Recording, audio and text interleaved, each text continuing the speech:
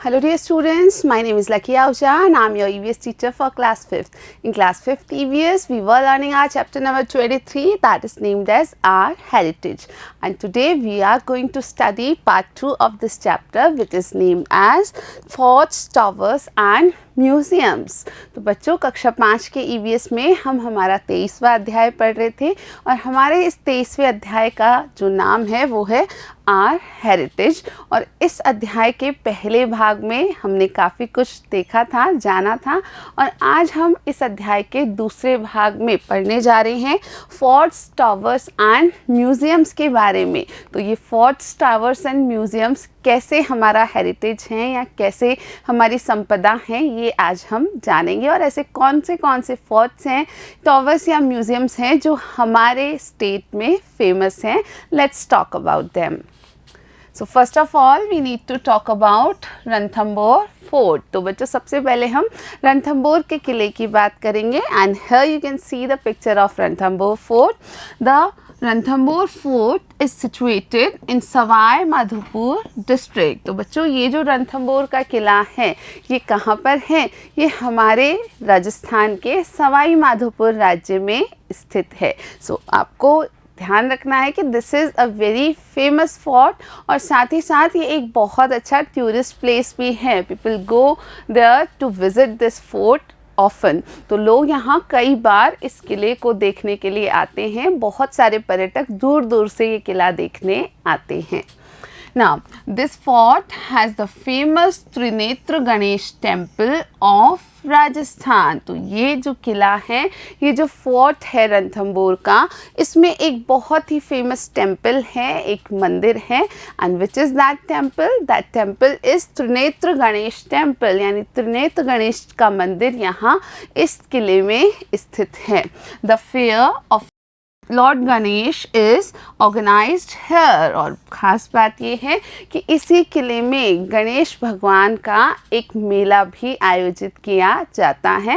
And during that fair also people do come here, they attend the fair and they visit the fort of Ranthambore. तो इस मेले के दौरान भी बहुत सारे लोग यहाँ त्रिनेत्र गणेश मंदिर में दर्शन करने आते हैं और साथ के साथ किले को देखने भी आते हैं।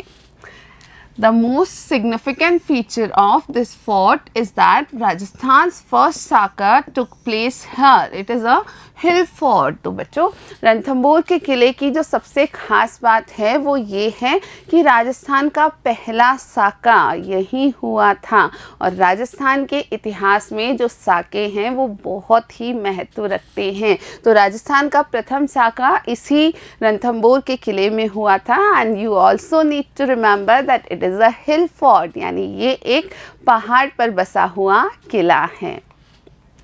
Now we need to talk about another fort and that is Mehrangarh fort. तो बच्चों अब हम एक और किले की बात करते हैं। ये दूसरा किला कौन सा है? ये दूसरा किला है मेहरानगढ़ का किला। Now this is also a hill fort. It is situated in Jodhpur district. This fort is also known as चिड़िया टूक। तो बच्चों ये मेहरानगढ़ का जो किला है ये भी रणथंबोर के किले की तरह एक पहाड़ पर बसा हुआ या पहाड़ पर बना हुआ किला है। So this is also a hill fort. और ये कौन से डिस्ट्रिक्ट में है? तो बच्चों याद रखना है that it is situated in Jodhpur district. ये मेहरानगढ़ का किला जोधपुर ज़िले में स्थित है। And similarly you need to remember that this fort is also known as चिड़िया टूक। इसी किले को चिड़िया टूक किला भी कहा जाता है। Now next one is Kumbhalgarh fort. अब इसके बाद हम बात करते हैं कुंभलगढ़ के किले की। Again this is also one of the famous forts of Rajasthan. Rajasthan के बहुत प्रसिद्ध किलों में से एक है कुंभलगढ़ का किला। Now this fort is situated in Rajsamand district. This is also known as the Eye of Mewar. तो बच्चों ये जो किला है, कौन सा किला? कुंभलगढ़ का किला। ये कौन से ज़िले में है, कौन से डिस्ट्रिक्ट में है?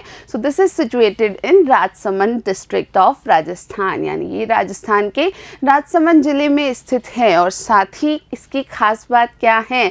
It is known as the eye of Mewar. इस को क्या कहा जाता है? इसे मेवाड़ की आँख कहा जाता है। सो ये खास बात है इस कुंभलगढ़ के किले की। Besides this fort was constructed by Maharana Kumbha in the 15th century. So this fort was actually constructed by Maharana Kumbha, who was a famous emperor, and it was constructed in the 15th century. तो ये जो किला है कुंभलगढ़ का किला, ये किसने बनाया था? ये महाराणा कुंभा ने बनवाया था। और कब बनाया था? 15वीं शताब्दी में बनवाया था। Now its wall is world famous. In the ancient times, the kings and the rulers got the forts constructed. तो ये जो कुंभलगढ़ का किला है, इसकी एक दीवार है, एंड ये दीवार या ये वॉल बहुत ही फेमस है, ये पूरी दुनिया में प्रसिद्ध है। And you also need to remember this that in ancient times these kings and rulers use to construct such forts. यानी पुराने या प्राचीन काल में ये जो राजा महाराजा होते थे, ये कई बड़े बड़े किले अपने राज में बनवाया करते थे। At the time of any attack, to safeguard against the enemies, the huge gates of the forts were closed and the food and other materials were stored in the fort. तो ये जो कंस्ट्रक्शन था forts का, वो क्यों important था या ये किलों को क्यों बनवाया जाता था राजा महाराजों द्वारा? तो आपको ध्यान रखना है कि जब भी कोई आक्रमण होता था, कोई शत्रु सेना या कोई दुश्मन की सेना आक्रमण करती थी, तो उस समय शत्रुओं से अपने लोगों को, अपने राज्य के लोगों को बचाने के लिए जो राजा हुआ करते थे, वो अपने इस फोर्ट्स के जो गेट हुआ करते थे, यानी इस किले के बड़े बड़े जो गेट हुआ करते थे, उनको बंद कर देते थे। और उसी के साथ में किले के अंदर ही सारी जनता के लिए भोजन और अन्य जो भी आवश्यक वस्तुएं हैं, उनको भंडारित कर लिया जाता था। So food and other essential items were stored in the fort at the time of attacks. तो किसी भी आक्रमण से अपनी जनता को बचाने के लिए ये किले बहुत महत्वपूर्ण थे। Now you have to explore a few things and try to answer. So what are these? What changes have occurred in the following methods since the all times? तो बच्चों ये पता करना है कि पुराने ज़माने से आज के ज़माने में कुछ बदलाव हुए हैं। तो जो चीज़ें हम यहाँ अभी देखने जा रहे हैं, उनमें क्या क्या बदलाव हुए हैं। Again you need to talk to your elders, specially your grandparents. तो आपको अपने ग्रैंड पेरेंट्स से, अपने दादा दादी और नाना नानी से या उनकी उम्र के अन्य लोगों से बातचीत करनी है और पता करना है कि इन चीज़ों में क्या क्या परिवर्तन आए हैं उनके ज़माने में और आज के ज़माने में कंपेयर करके। So first thing is farming methods. तो जो खेती के, कृषि के तरीके हैं, उनमें क्या अंतर आए हैं। Then second is celebration of festivals, यानी त्योहारों को मनाने का जो तरीका है, उन्हें सेलिब्रेट करने का जो तरीका है, उसमें क्या अंतर आए हैं। Then the third one is ways of living, यानी जो रहने का तरीका है, क्या उसमें भी कोई अंतर आए हैं। Then next is modes of transportation, यानी जो यातायात के तरीके हैं, क्या उसमें भी कोई परिवर्तन आया है या संचार के तरीकों में, आवागमन के तरीकों में कोई परिवर्तन आया है। Then next one is work in business, जो व्यापार और जो काम है, उस काम के व्यापार में क्या कोई परिवर्तन आया है। You need to talk to your elders and get to know the things whether there is a change or not. There is a change definitely, I think you understand. ये आप जानते हैं कि बिल्कुल इन सब में काफ़ी बदलाव हुआ है। तो बदलाव कैसा हुआ है, या प्राचीन काल में ये सब चीज़ें कैसी थी और अब वो कितना बदल गई हैं, ये आपको पता करना है अपने बड़ों से बात करके। Now, while talking to elders in the society and at home, we get a feeling that a lot has changed in our habits or methods, traditions and technology since the पास। तो बच्चों ये सच है कि जब हम अपने बड़ों से बात करते हैं, तब हमें पता चलता है कि बहुत कुछ बदल गया है। जब भी आप किसी घर के बड़े से या आसपास में, सोसाइटी में, समाज में, पड़ोस में किसी बड़े से बात करते हैं, तो वो बताते हैं कि बहुत कुछ बदला है। चाहे हम बात करते हैं लोगों की आदतों में, उनके रहने के तरीक़ों में, चाहे हम बात करते हैं परंपराओं में, प्रथाओं में, चाहे तकनीक में, और इन सारी चीज़ों का जो बदलाव है वो एक बहुत बड़ा बदलाव है, यानी पुराने ज़माने से आज के ज़माने तक बहुत सारी चीज़ें बदल चुकी हैं। And you will be like interested to get the exact understanding of this thing when you will talk to your elders. जब आप अपने बड़ों से बातचीत करेंगे तो आपको पता चलेगा कि एग्जैक्टली क्या क्या कितना कितना बदल चुका है।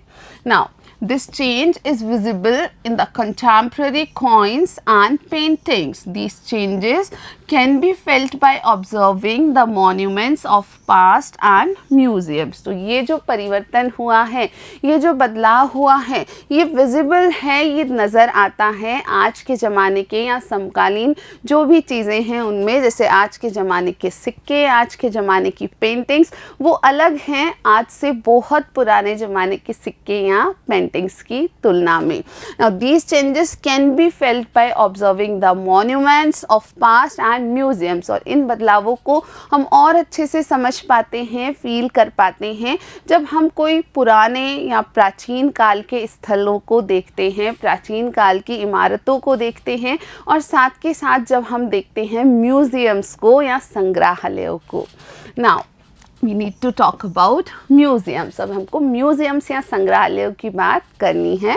Now a place or a building where excavated old remnants and old heritage such as coins, utensils, tools, jewelry, weapons and other such materials are collected and displayed is called a museum. तो museum या संग्रहालय कैसी जगह होती है? तो बच्चों वो एक ऐसी जगह, एक ऐसी बिल्डिंग होती है जिसके अंदर की बहुत पुराने जो भी उत्खनन किए गए पुराने ज़माने के जो भी बची हुई वस्तुएं हैं उनको रखा जाता है। खासकर हम कहें तो हमारी जो भी संपदा है, हमारा जो भी हेरिटेज है, उसमें से कुछ सिक्के हुए, कुछ बर्तन हुए, कुछ औजार हुए, कुछ ज्वेलरी या ऑर्नामेंट्स हुए, कुछ ऐसे अलग अलग साधन हुए, कुछ ऐसे हथियार हुए, इन सब को सजा करके डिस्प्ले करने के लिए रखा जाता है या लोगों को देखने के लिए रखा जाता है ताकि लोग ये जान सके कि पास्ट में या पुराने काल में जीवन कैसा था, लोग कैसी चीज़ें इस्तेमाल करते थे, उनके बर्तन कैसे थे, कैसे सिक्के वो उपयोग करते थे, किस प्रकार की ज्वेलरी वो पहना करते थे। ये सारी चीज़ें हमें पता चलती हैं एक म्यूज़ियम में। जब हम म्यूज़ियम या संग्रहालय जाते हैं तो ये प्राचीन काल की चीज़ें हमें वहाँ अच्छे से सुरक्षित तरीके से रखी हुई मिलती हैं। Now here is a museum of आहर। सो दिस आहर museum is actually situated in Udaipur. तो हमारे स्टेट राजस्थान में ऐसे कई सारे म्यूज़ियम्स हैं which are very famous and these actually contain lot of things to display. तो ऐसे म्यूज़ियम्स जिनमें बहुत सारी पुराने ज़माने की हेरिटेज की चीज़ें हैं जिन्हें देख करके डेफिनेटली हमें बहुत ही अच्छा लगता है। So one of them is Ahar museum in Udaipur. Then the second one is Bharatiya Lok कला म्यूज़ियम उदयपुर। ऐसे ही एक है भारतीय लोक कला म्यूज़ियम उदयपुर में। उसके बाद है Albert hall museum Jaipur and this Albert hall museum of Jaipur is very famous in world. तो यहाँ लोग बहुत दूर दूर से आते हैं। ये जयपुर का अल्बर्ट हॉल म्यूज़ियम जो है वो बहुत ज़्यादा फेमस है, बहुत प्रसिद्ध है। Then there is Mehrangarh Fort Museum in Jodhpur. So we talked about Mehrangarh Fort. So in that fort there is a museum also. तो ऐसा जो किला जिसमें मेहरानगढ़ का किला एक ऐसा किला है जिसमें किले के साथ साथ वहाँ पर संग्रहालय भी स्थापित किया गया है। Now, many forts, towers, museums and caves display many years old paintings that describe events of that era. तो कई सारे किले, कई सारे स्तंभ और कई सारे संग्रहालय और गुफाएं जो हैं वो क्या प्रदर्शित करती हैं, वो बहुत पुराने ज़माने की पेंटिंग्स को भी प्रदर्शित करती है। यानी आपको चित्रकारी या पेंटिंग देखने को मिलती हैं और उस ज़माने की जो पेंटिंग है, जो चित्रकारी है, उसे देख के आपको ये पता चलता है कि उस समय पर लोग कैसे रहते थे या उस समय का जीवन कैसे हुआ करता था। Now we finish this chapter. Let's see what we learned in this chapter. तो बच्चों हमने इस पूरे चैप्टर में क्या क्या सीखा देखते हैं. First thing is, in ancient time the forts were constructed for security and safety. यानी प्राचीन काल में किलों का निर्माण किया जाता था खासकर सुरक्षा के लिए या अपने लोगों को सुरक्षित रखने के लिए.